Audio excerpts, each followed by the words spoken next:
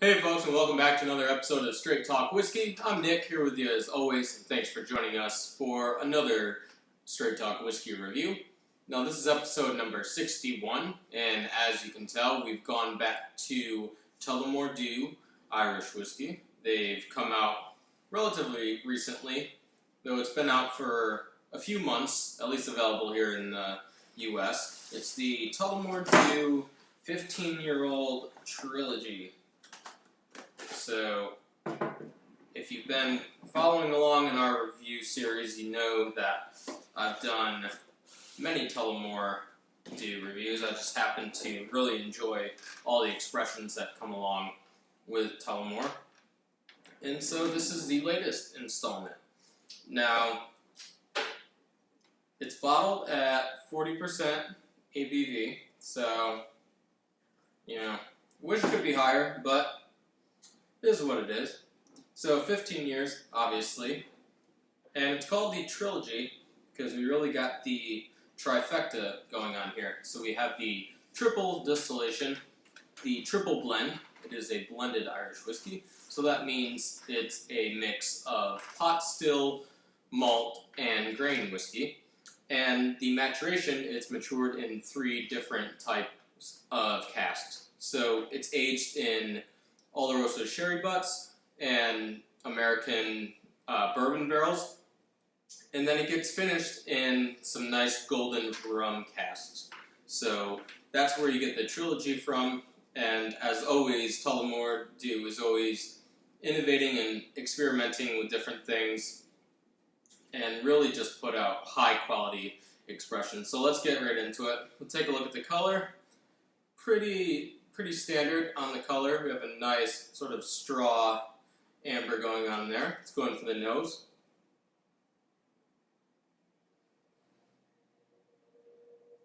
And what I love about this is you've got so much complexity and depth to the nose when you go into it. You get this nice tropical fruit notes first off the bat, which is indicative of the rum cask influence, in my opinion. Some of those tropical fruit notes, little hint of coconut in there. And also you get the nice robust spiciness and the dried sherry notes in there from the sherry butts. Definitely a rich, you can get a sense that it's got a nice creamy vanilla taste coming with the strong nose indicating that.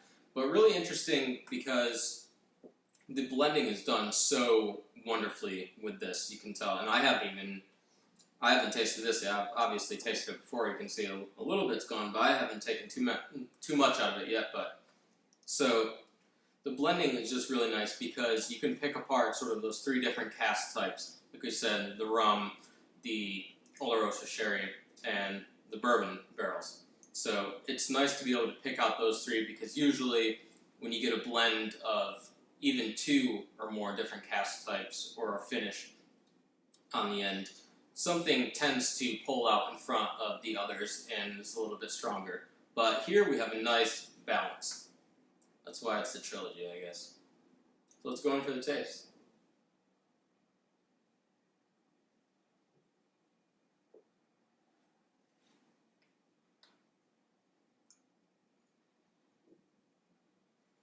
One thing that's interesting and different right off the bat with this blend is that the pot still texture of the whiskey really comes out in the sense that it's got a nice creaminess to it.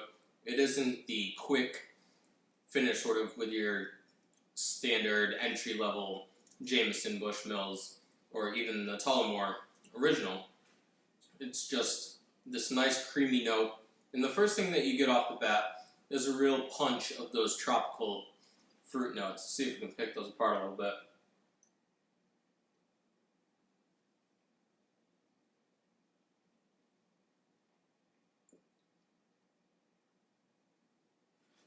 Really strong grapefruit notes, a little bit of orange, some lemon sort of zing going on in there.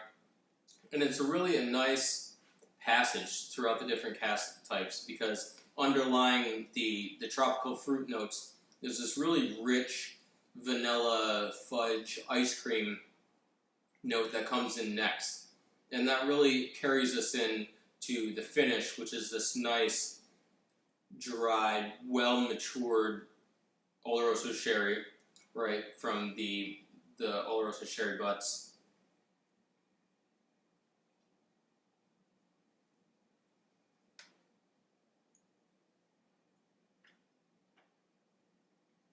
But what you get is something that's not overly typical with the majority of Irish whiskies you might have had, in the sense that they're, for the most part, sort of spry and fresh and clean, and they've got this quick note to them.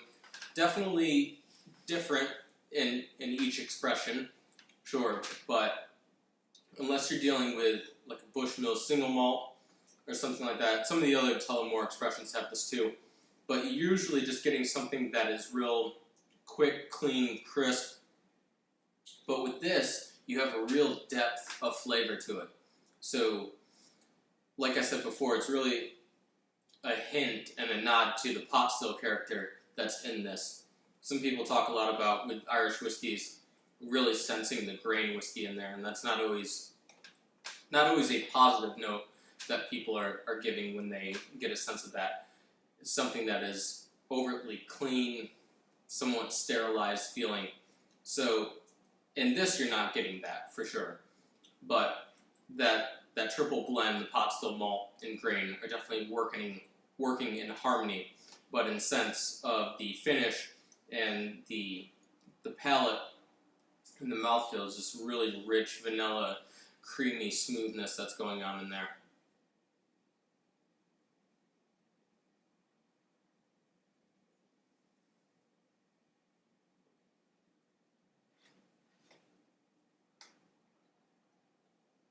Again, just a really nice journey there through the different cask types. And it would be nice, like I said before, if this were bottled at a little bit higher proof, but I think you're getting a real depth of flavor to it as it is, so you can't knock it too much. But I'm trying to think if there's anything else on here, any other information that they give us that would be helpful. I mean, the age is obviously helpful, but it does have a bottling date on it, which is August 24 of 2015. So that's something. It doesn't really do too much for us, but anyway. So let's go in for a score.